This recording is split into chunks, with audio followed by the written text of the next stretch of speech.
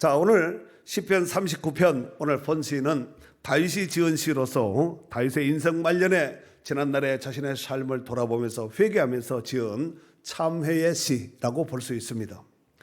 사실 다윗의 일생을 되돌아보면 파란만장한 삶을 살았다고 해도 아마 과언이 아니라 생각됩니다. 어린 시절엔 너무 어려운 가정에서 태어나서 형제도 많은 집안에 태어나서 목동 생활로 고달픈 세월을 보냈습니다.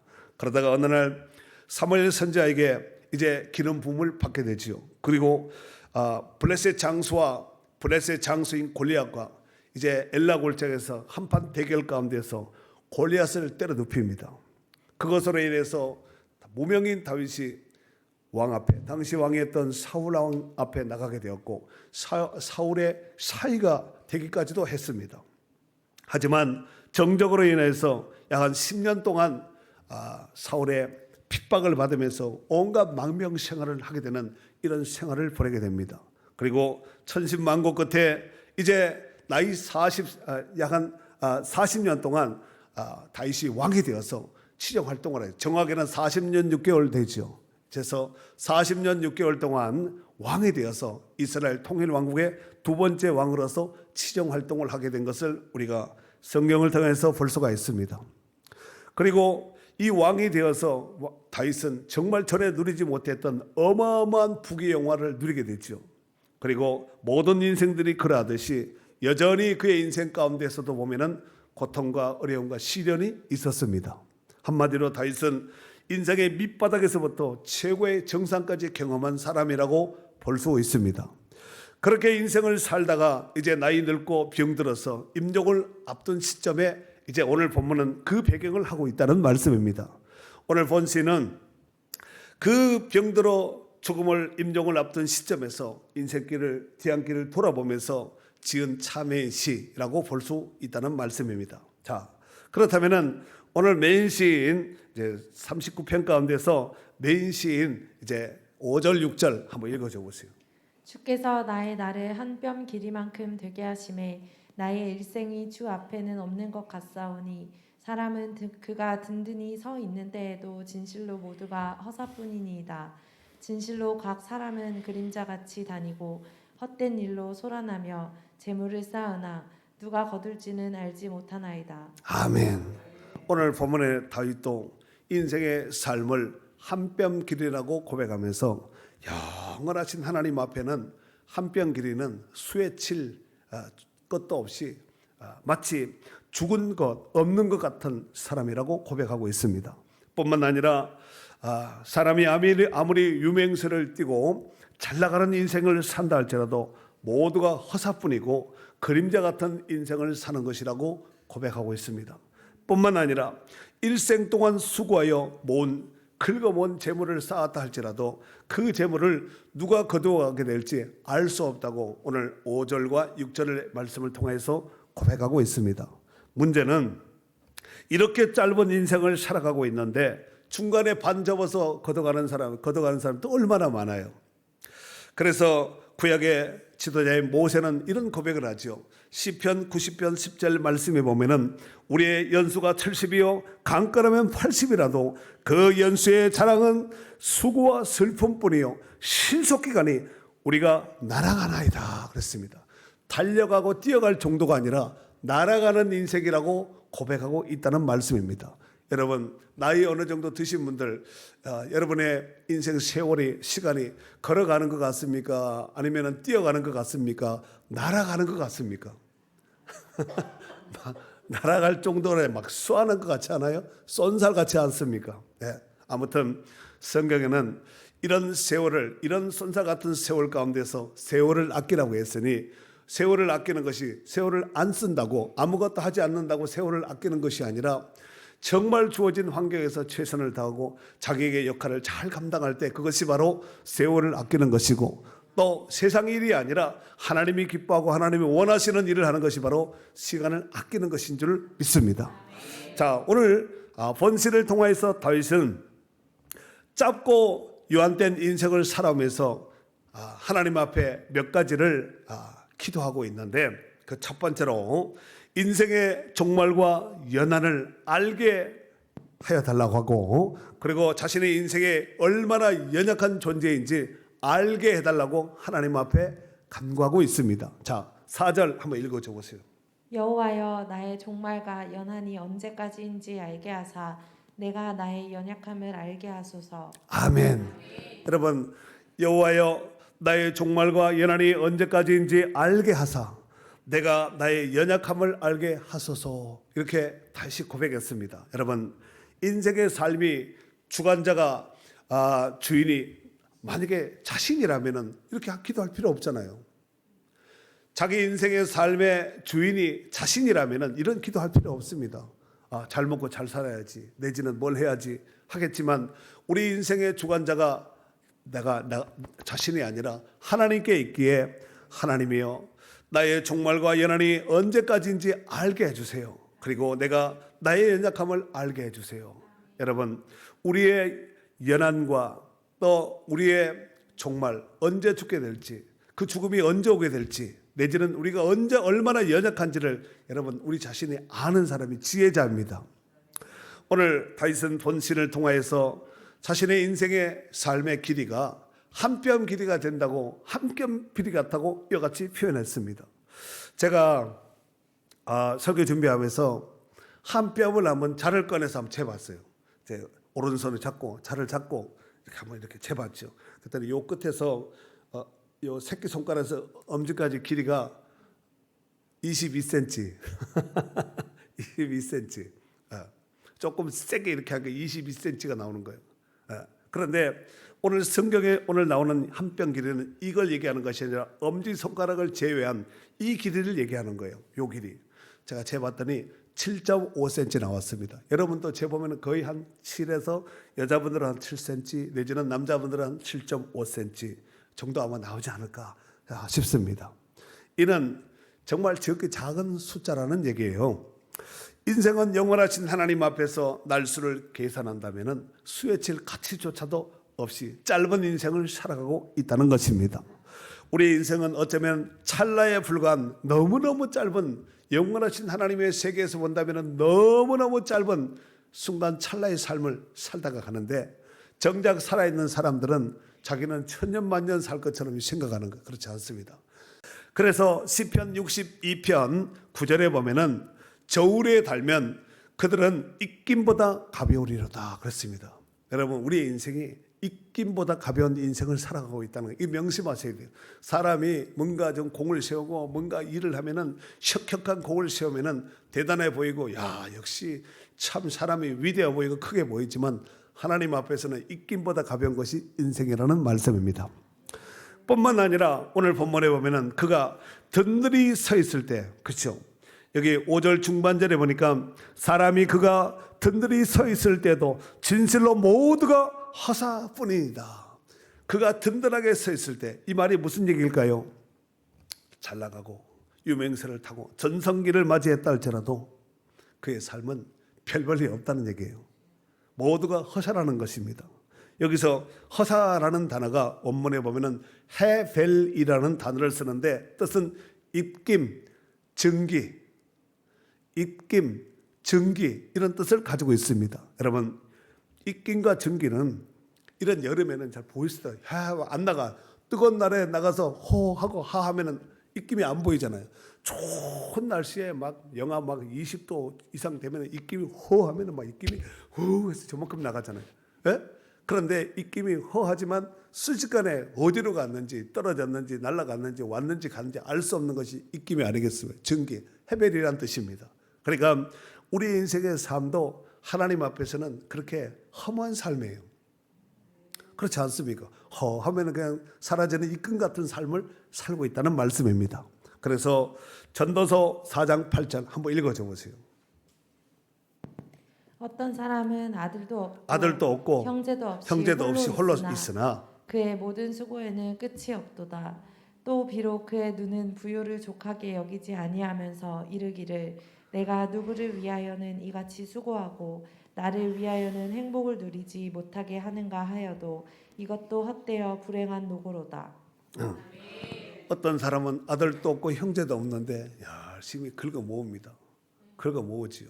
바리바리 쌓습니다. 그런데 그 수고와 그거 모은 것이 누가 가져갈지 알 수 없어요.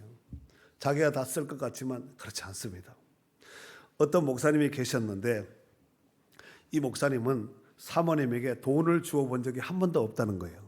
그 돈이 생기면 뭐 하냐면은 수석을 모은다는 거예요. 수석 아시죠? 그로 인해서 수석이 얼마나 되냐면은 한 3,000개 이상 모았다는 거예요. 여러분 돈이 3,000개 모아놔 보세요. 아마 이 방 정도 되지 않겠나. 수직광, 수석 수직광. 그런 사람들이 와서 이제 수석 구경하러 올 거 아니에요. 그러면은 수석에 막 희한한 기가 막힌 돌을 이제 이렇게 3,000개나 갖다는 거 별의별 돌이 다 있지 않겠습니까? 그런데 그 목사님은 가장 행복할 때가 언제였냐면은 어머나 어떻게 이렇게 신기한 돌을 어떻게 구입하셨어요? 어떻게 모았어요? 이때가 제일 행복하다는 거예요. 사람들이 놀라줄 때예요. 저도 옛날이라 하면 어르신들 앞에 죄송합니다만은 몇 년 전에 한 10년, 20년 전에 문마 가서 강가에 갔는데 돌이 있는데 거기 한문으로 일자, 붓글씨 일자 있지 이렇게 쓴 거 그냥 일이 아니라 이렇게 탁 붓글씨 쓴 것처럼 이렇게 그 까만 돌인데 하얀 글씨가 있는 그 일자가 딱 써 있는 돌을 주워왔어요. 그 사람들은 막 보여줘서 그 사람들이 글씨를 붓글씨를 쓴 것 같다는 거예요. 근데 그 돌 어디 간지 모르겠어요. 사모님 팔아본 거 아니야? 그 목사님한테? 그런데 어느 날 이 목사님이 암 선고를 받았습니다. 그리고 이 목사님이 자기 자신에게 물었습니다. 내가 평생 먹지도 않고 입지도 않고 본 이 돌은 누구의 것이 될 것인가? 생각해 보니까 다 쓸데없는 짓거리 한 거예요. 그래서 한평생 남 좋은 일만 시킨 것 같아요. 그리고 암 선고를 받은 이후에 그 돌 다 갖다 버렸다는 거예요. 그 돌 어디다 버렸을까? 네. 사랑하는 성도 여러분, 인생 중에 하나님 없는 자의 삶은 허무 그 자체요. 아무것도 아닌 삶에 불과하다는 것입니다. 그래서 일찍이 천하의 모든 것을 부족함 없이 누렸던 지혜의 왕 솔로몬도 그가 이렇게 고백을 하죠. 전도서 1장 2절에 보면은 전도자가 이르되 헛되고 헛되며 헛되고 헛되니 모든 것이 헛되도다. 이 짧은 한 절 안에 5번이나 헛되다고 이와 같이 반복적으로 고백하였습니다. 여러분, 하나님 없는 자의 삶, 하나님 없이 돈을 모았다든가, 하나님 없이 돈 비슷한 돌을 모았다든가, 하나님 없이 무슨 명예를 갖고 하나님 없이 뭔가를 누렸던 모든 것들은 마지막 돌아보면은 입김같이 헤벨 한겨울 추운 날씨에 나가 입김같이 마지막 임종 직전에 돌아보면은 입김밖에 되지 않는 쓸데없는 거 허물을 붙들고 사는 거예요. 머리를 붙잡아야 되는데 엄한데 붙잡고 말도 되지 않는 삶을 살다가 힘쓰고 애쓰고 수고하고 애쓰다가 그냥 인생에 그냥 딱 접어지는 거죠. 이런 삶을 살면 안 된다는 것입니다. 두 번째, 다윗은 인생의 허무함과 인생의 유한된 이 땅의 삶의 허무함을 고백한 뒤에 인생의 궁극적인 문제들을 해결하신 하나님 앞에 질문을 던집니다. 자, 7절 말씀 한번 읽어보죠. 보세요. 주여 이제 내가 무엇을 바라리요 나의 소망은 주께 있나이다. 아멘.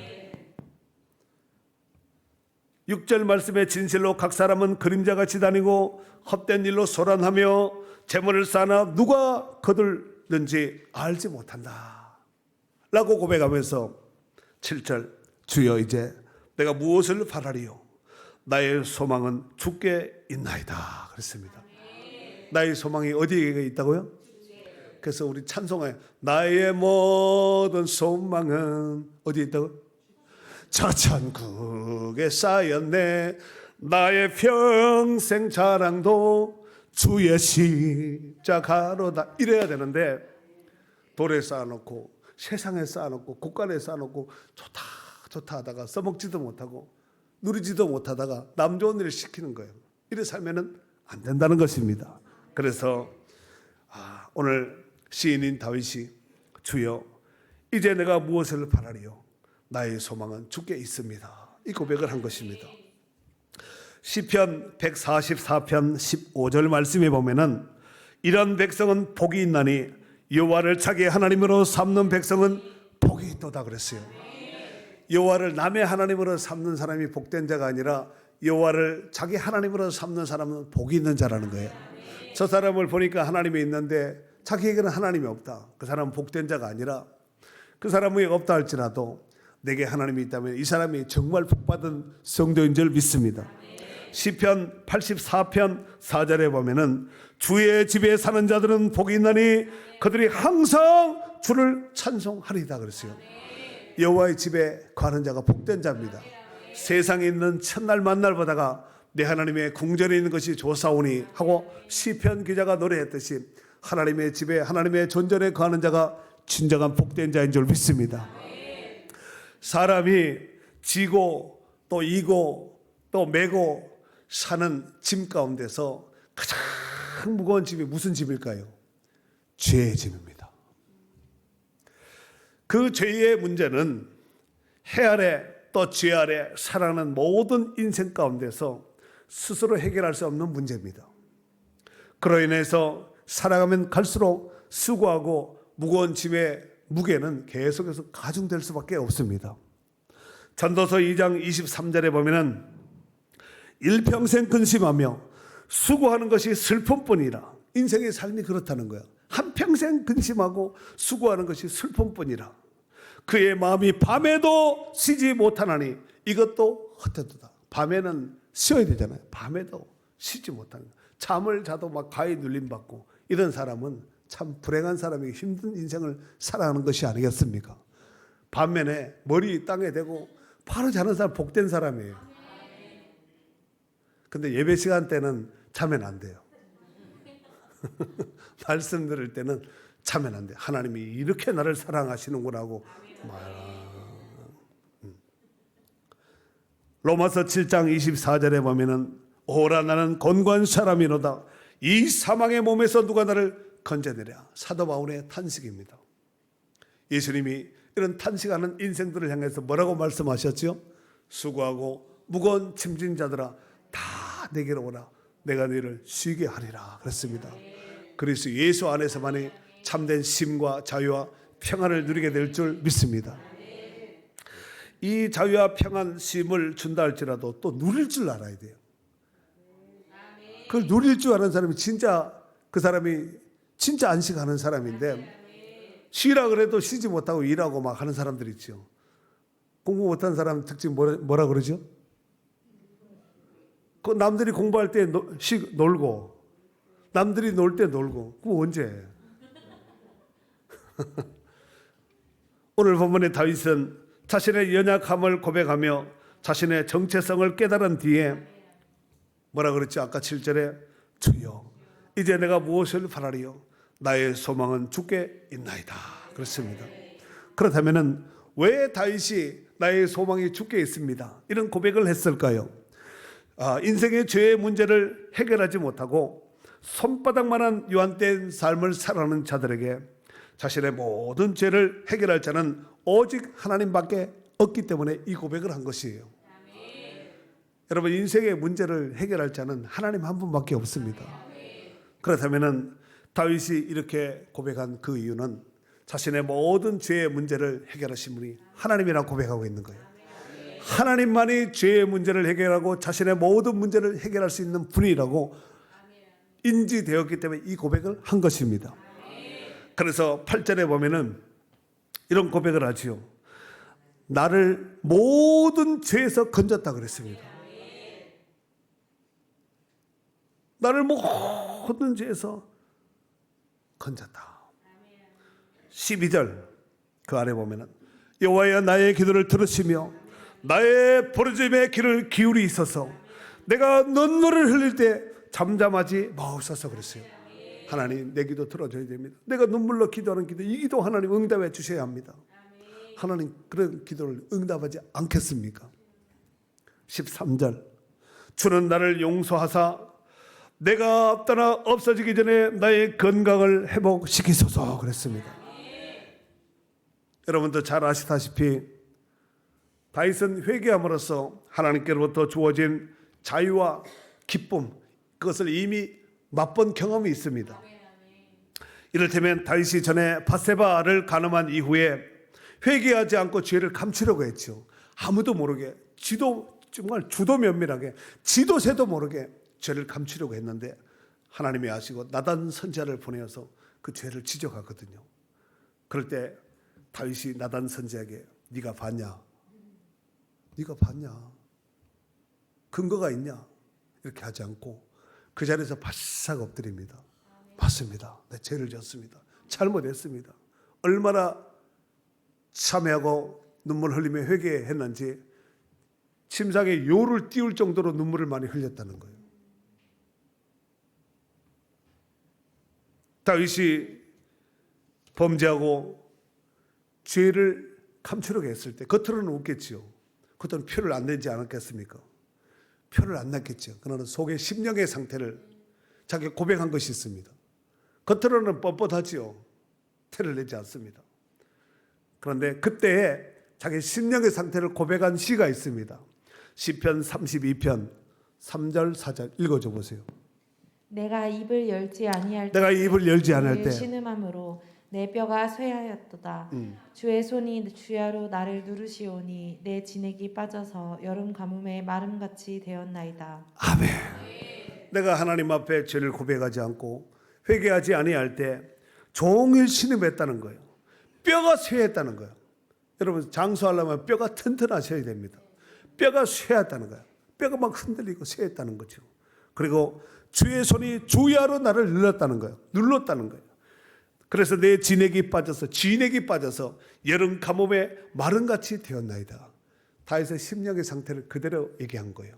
여러분 하나님 앞에 죄짓고 신실하지 못하고 이런 사람의 상태가 심령이 그렇습니다.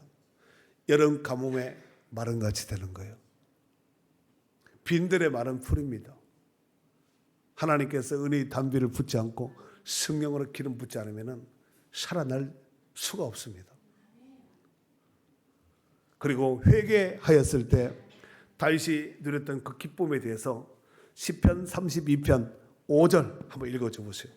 내가 이르기를 내 허물을 여호와께 자복하리라 하고 주께 내 죄를 아뢰고 내 죄악을 숨기지 아니하였더니 곧 주께서 내 죄악을 사하셨나이다. 아멘.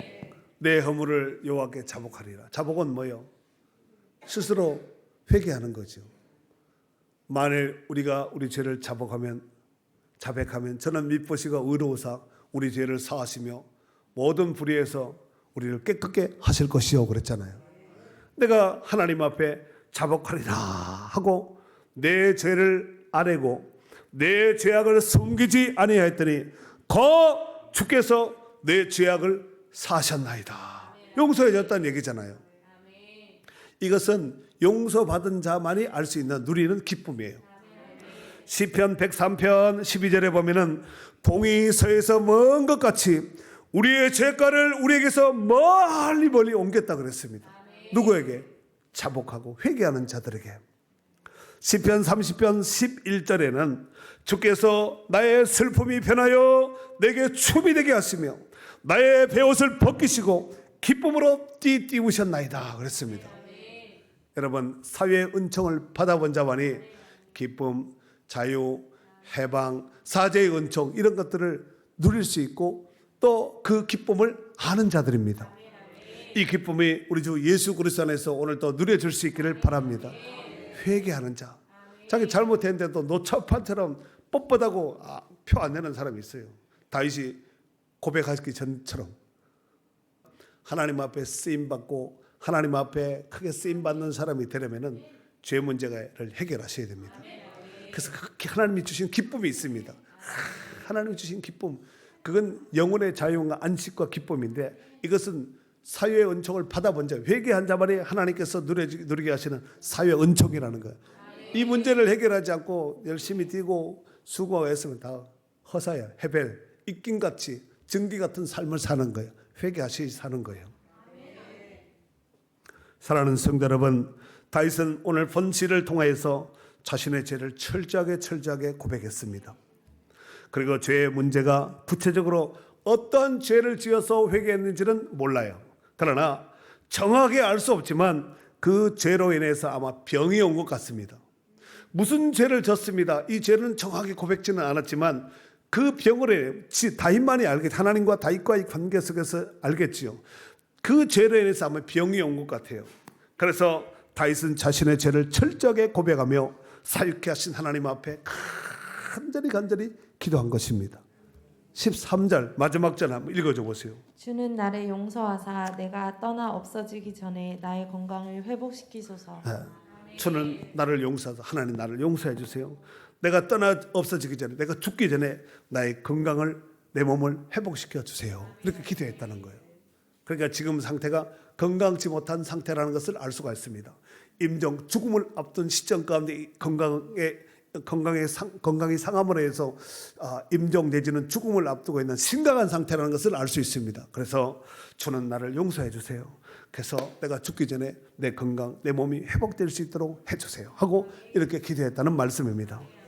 사랑하는 성도 여러분, 인생은 삶과 죽음 사이에서 한 뼘 길이 되는 이런 인생을 살아가고 있습니다. 대단한 것 같지만 한 뼘 길이밖에 되지 않습니다. 그렇다면 사람과의 관계에서는 어떻게 될까요? 사람과의 관계, 사람 관계에서는 너무 아웅다웅하지 말고 만약에 가능하다면 용서하고 관용을 베푸신 것이 최고의 삶이에요. 그다음에 하나님과의 관계에서는 먹든지 마시든지 무엇을 하든지 하나님의 영광을 위해서 사는 삶이 최고의 삶인 줄로 믿습니다. 그래서 소연이 문답 1문에 뭐라 그랬지요? 사람이 제일 되는 목적은 무엇입니까? 사람이 제일 되는 목적은 하나님을 영원하게 하는 것과 영원토록 그를 즐거워하는 것입니다. 인생의 답이에요. 하나님께 영광 돌리고 그 하나님을 영원토록 기뻐하는 것이 인생 최고의 삶을 사는 거예요. 그 삶을 살아가는 복된 성도들이 될 수 있기를 주의 이름으로 축원합니다. 축원합니다.